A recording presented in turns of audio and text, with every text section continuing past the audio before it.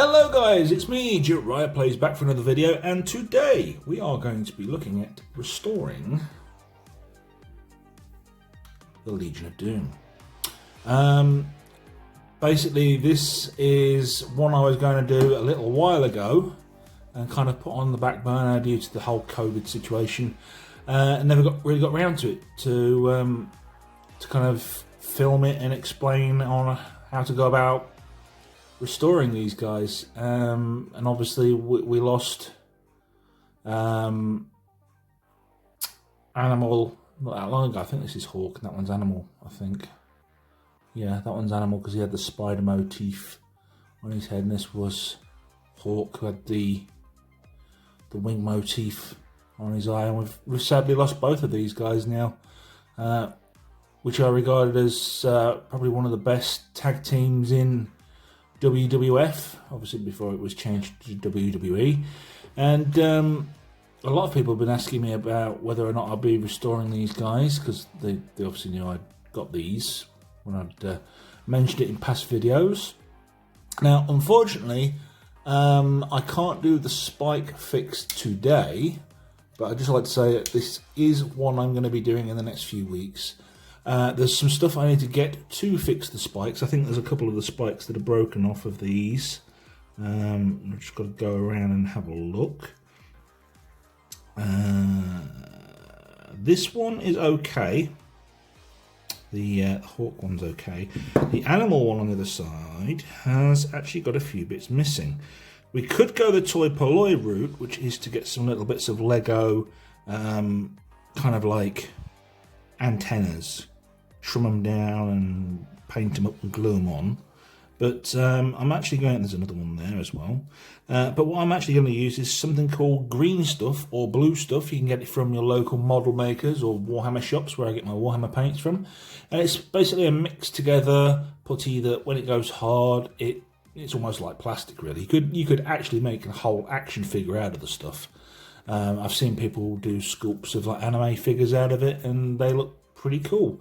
So what we're going to do is we're going to put Animals one on one side and work on Hawk. And basically we just need to identify on the figure what is painted and what is moulded. Obviously the boots, underneath this it's all black plastic.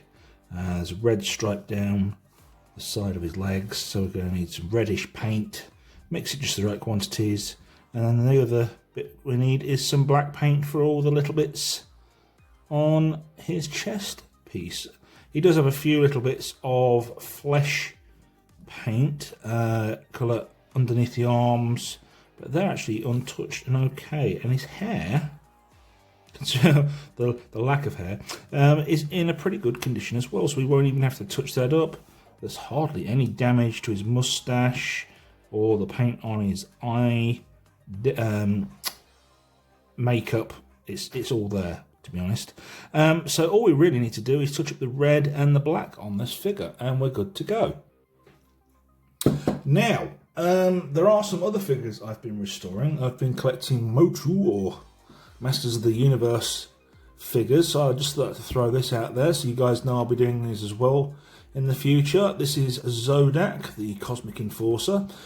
He arrived today, and his feet were in a bit of a state. He got some paint wear on his feet and paint wear on his eye, kind of like goggle areas, and they've all just been painted back over with black. And then I've added some Tetney coat Ardon, I think it's called.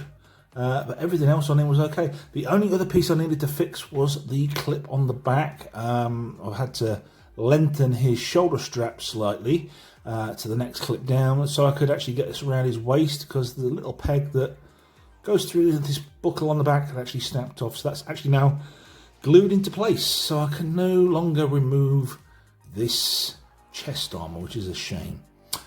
Also, if you've ever heard of the fabled Wonderbread He-Man, you can get this armour in black, which was used in the weapons pack, and you can actually stick this on a He-Man body with, I think it's Fisto's legs, which funnily enough I actually have a Fisto right here, Fisto's legs. I think it's his crotch piece and his legs with a He-Man body. So I don't think this is the one because it's the hairy back one. That's the hairy back one. And you just put a normal He-Man head on. You can actually remove these heads and put a He-Man head on it. This Fisto was also in a bit of a sorry state. He got a few paint dings and stuff, but I've repainted his boots, repainted his mustache, his eyebrows, and I've even gone over his hair and matched the hair up as best as I can. There are some areas which aren't as shiny. Actually, no, it's okay. Yeah, that's alright. And funnily enough, his sword came today with a Skeletor. They'd actually packaged the wrong sword in the deal. So, yay, a Fisto that's complete, and his action move still works as well. He can do his twist, waist, double punch, and lose his sword in the process as well. So these are some I'm working on as well. The Fisto and the Zodak is pretty much done, but I've actually got an Evil Lyn, which is in a right bad state. This is one for a future video, so if you'd like to see me restore this, drop some comments down below and I will go about restoring Evil Lyn to her. She almost looks like Marge Simpson, doesn't she, in cosplay? And basically this is exactly the same figure as the Teela figure that came out, and this is one I've restored recently. I got all the bits off of eBay separately. The Teela actually came with the staff, but the head crest was separate. I think she also has a shield that she holds in this hand as well. That's something I need to find at some point. And all I've done is I've cleaned her up and painted on the details, added some darker golds, and also added this white boot top to her figure, because if you look at the Evil Lyn, it would have just been like a basic, well, in this case the Teela would have been a basic brown, but I thought, you know what, let's go one step further in this restoration, actually paint in her boot cuffs, because it just looks damn better, to be honest. I've also painted, and I don't know if you can see in this light, but her head crest, the eyes have a green with a black dot as well. So yeah, and she's got some nice gold paint on her decal, like decorative areas of her armour and the back of her neck crest. So we'll be doing that in a similar sort of fashion to this Evil Lyn at some point.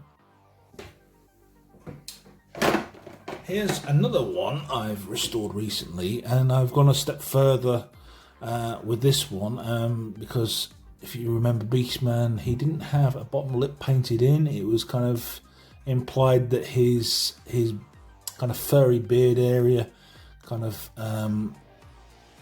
met his bottom lip, so it was just orange anyway.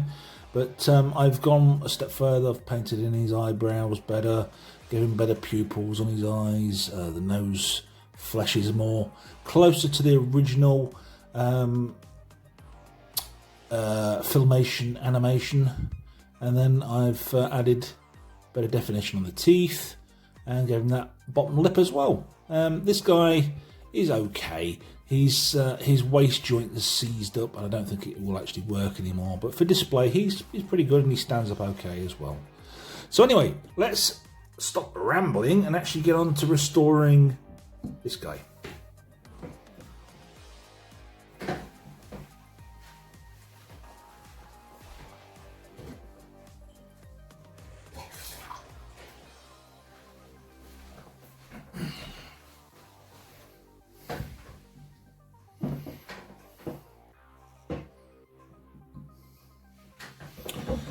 Okay, so let's go over what the paints we're going to be using. I was actually going to use a Mephiston red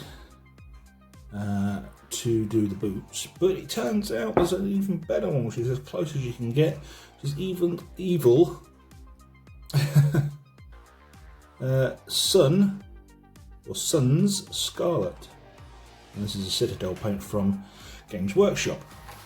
You're also going to need some water, clean your brush, and some Hampton Black for those black areas. So let's go over this figure with red. So I've already got some pre-painted on red on the brush, and we're just going to go over these areas just delicately on the boots, and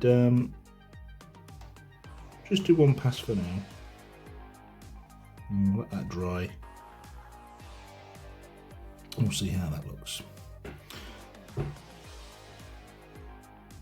Again, just down the edges.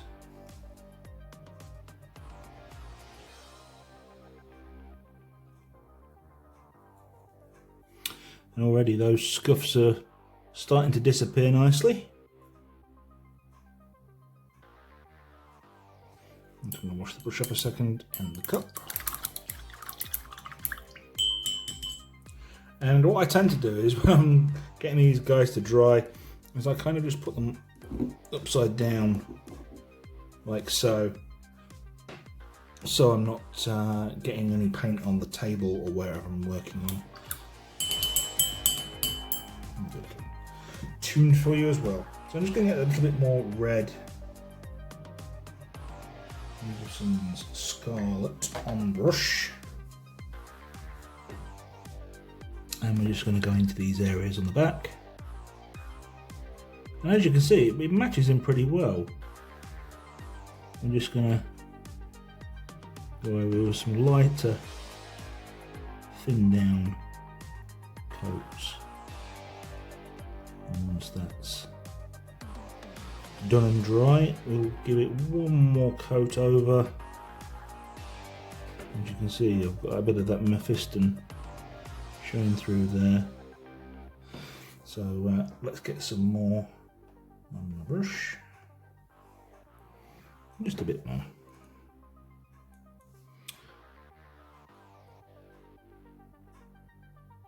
A little bit too much there. Yeah, it's a bit too much.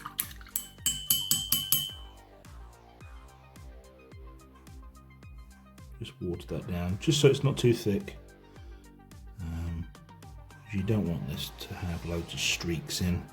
And the more you water down the paint, the easier it goes on. And I didn't realise you couldn't see that there, but there were some rather big clumps of paint. Now you may be saying, yes, but that Evil Sun's Scarlet is a little bit too light. And yeah, you'd be right, but you have to remember these figures are from the 90s, and a lot of them were kept in light situations, so the paint tends to get a little bit darker over time, and this sort of red was more vibrant back then.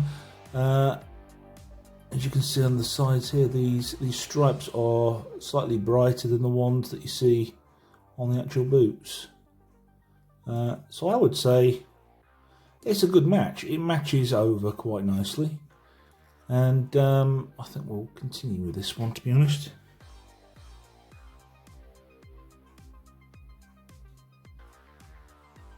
Just do a few little passes over, just to cover it over. Okay. And we'll work our way up the top of the boots. So we're just going to let that dry, and we'll come back in a second.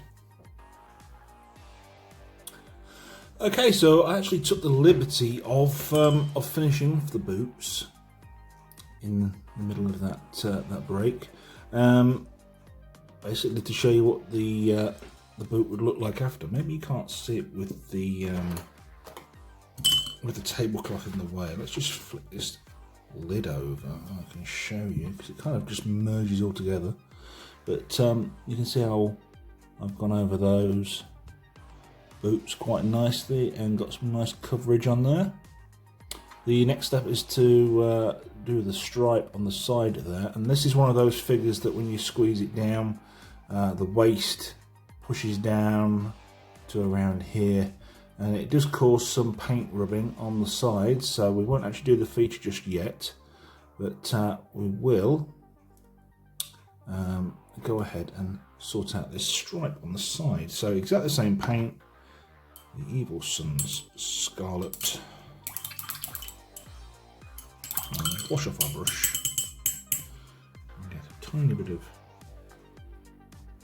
paint on there, not too much. And we're just gonna go over it.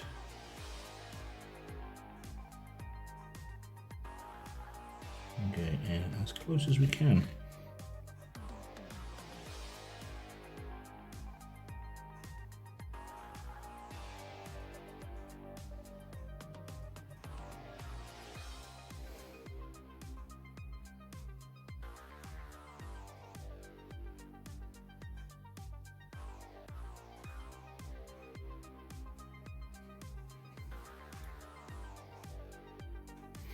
That's actually from the original paint there, so that's not a mistake at all.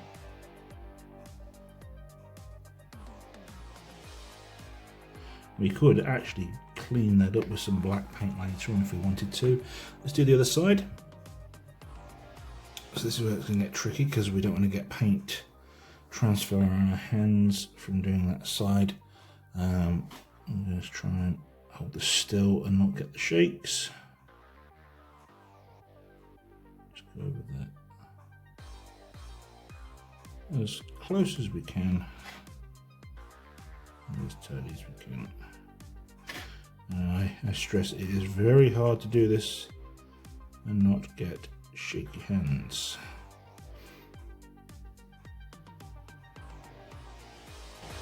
And there's actually, it's just a reflection off of the bottom. I thought there was a slight bit of red paint transfer underneath here, but it's not. It's just a slight bit of reflection. And there we go. That looks okay to me, I think. It's a lot more vibrant than before. We may give it another pass over in a second once it's dried. And then we'll tackle doing the black buckles and maybe just tidy up those lines a little bit. The leg area is all made of one black plastic and just touched over on the black areas with some black paint. The chest area is all red with some flesh paint added and some black. And then you've got the arms, which are all flesh again with black and red added on as well. So we may have to tidy some of those up as well. So I'm just going to let this dry for a few more minutes and then we'll start either giving it another pass over with red and then start working on those spikes.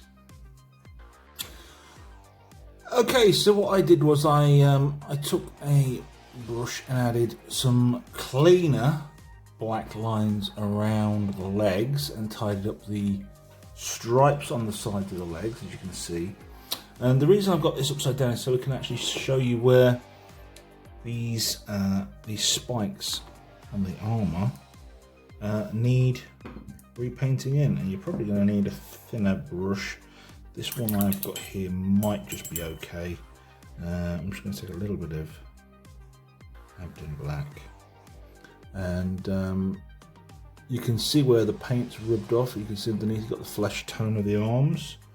So all I'm going to do is just dab on here, as we can see. In fact, the majority of these spikes have all got some slight wear and tear to them. So I'm just going to go over them as best as we can. And then we'll get in a bit closer on those spikes later. Do the other side as well. It's amazing how much paint gets worn off these figures. But then again, these were those action feature ones where every wrestler had its own unique either finishing move or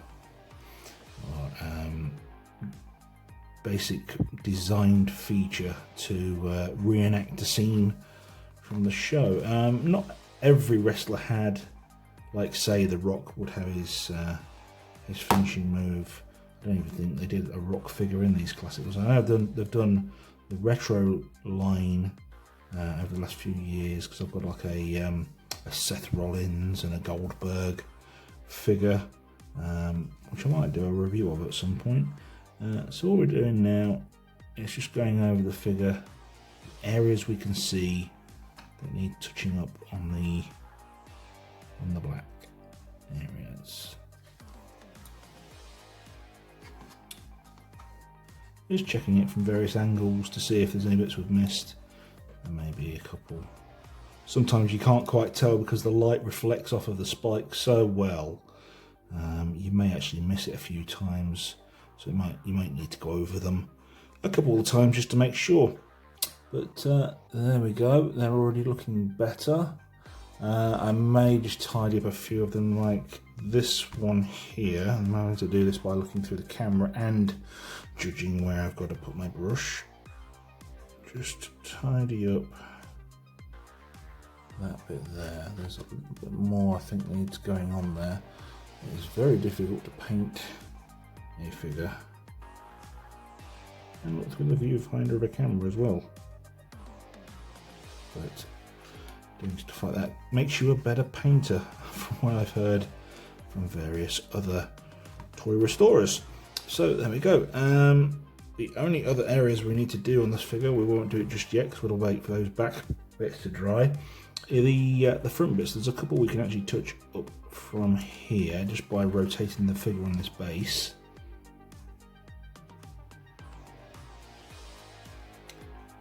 It's just very minor scuffs and things, and if we hold the figure by the hand we could probably do these ones as well. Yes, we can. So just go over those like so. We may just go over this chest piece here, just very delicately go into those areas. Luckily the ties or the laces that they had on these armors haven't really got scuffed at all, so we can probably get away with doing those. Just go over those a couple more times. And that one there looks like it needs a bit more. You can never quite tell, the glare off of the plastic is quite a lot actually, but I think that has actually improved that figure quite a bit, and after doing that tidy up on the boot as well down below, you can see where I've painted over. Once that's dry you can probably go over that with a gloss at all, or some flat sealant paint, like an Ardon coat or a Stormcast. But there we go guys, that I think should do for now. I'm just going to try and zoom out. Let me zoom out. There we go, we'll zoom out. And there we go. I think that's quite a nice restoration, to be honest. So yeah, we will do the animal figure at a later date, so then both of these guys will be restored. But if there's any other ones you'd like me to do, any of the kind of figures, vintage figures you'd like me to try and do some restorations on, if you're having problems trying to figure out how to restore your figures, drop comments below. I'll try and get back to you as best as I can, be it paint or how to fix a broken limb on a figure, or if you've got some sort of deformation in the figure plastic, drop those comments below and I'll try and get back to you as soon as I can. And as always, thank you for watching. If you like what you see what you like, comment below, and if you haven't, please like and subscribe to the channel. Thanks for watching, and I shall see you on the next one.